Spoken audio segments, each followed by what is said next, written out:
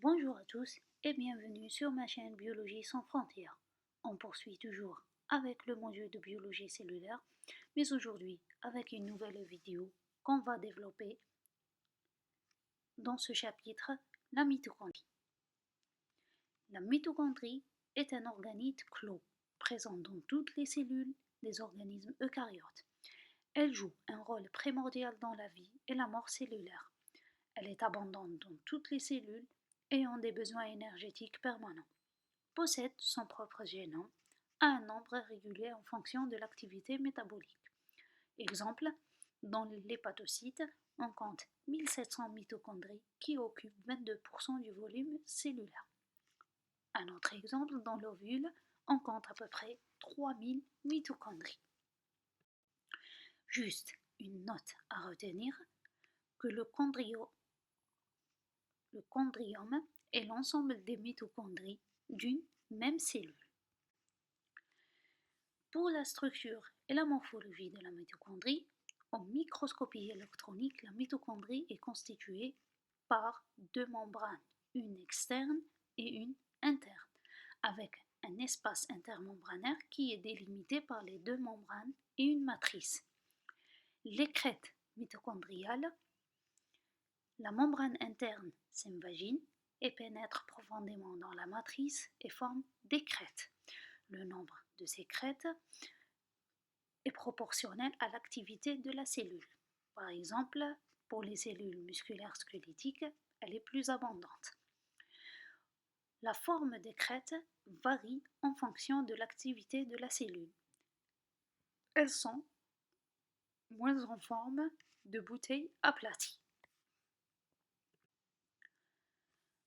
Les mitochondries sont récupérées au deuxième culot d'une ultracentrifugation différentielle et les quatre sous-fractions, qui sont la membrane interne, membrane externe, contenu intermembranaire et matrice, sont obtenues après une ultracentrifugation sur gradient de densité.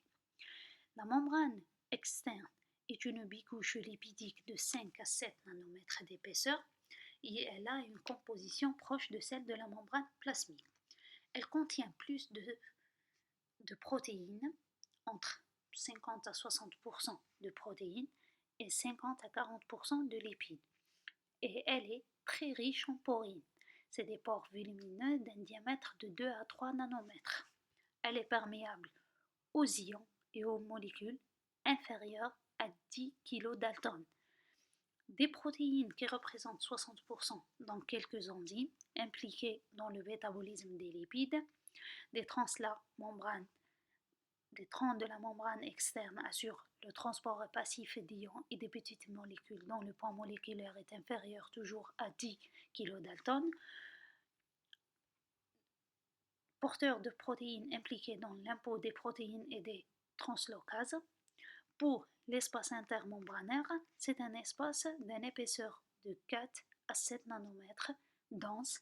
Il contient des protons qui jouent un rôle dans la phosphorylation des molécules du cytochrome C, jouent un rôle dans l'apoptose et les molécules inférieures à 10 kDa et possèdent aussi des composants impliqués dans l'apoptose tels que les caspases. Pour la membrane interne, c'est une bicouche lipidique de 5 à 6 nanomètres, possède une organisation très différente de celle de la membrane externe. Elle est composée de 80% des protéines et de 20% de lipides. Elle comporte une classe de lipides particulière, comme les cardiolipines ou diphosphatidylglycérol. Les phosphatidylcholine, les cardiolipines, sont responsables de l'imperméabilité de la membrane interne aux ions et protons. Présentent des replis complexes appelés des crêtes mitochondriales projetées dans la matrice et riches en transporteurs et complexes protéiques enzymatiques. Contient aussi des translocases telles que les translocase of the inner membrane TIM, impliquées dans l'import des protéines. Comporte également des protéines de découplage ou UCP qui assurent le transport des protons de l'espace intermembranaire vers la matrice, à une faible fluidité par passage actif.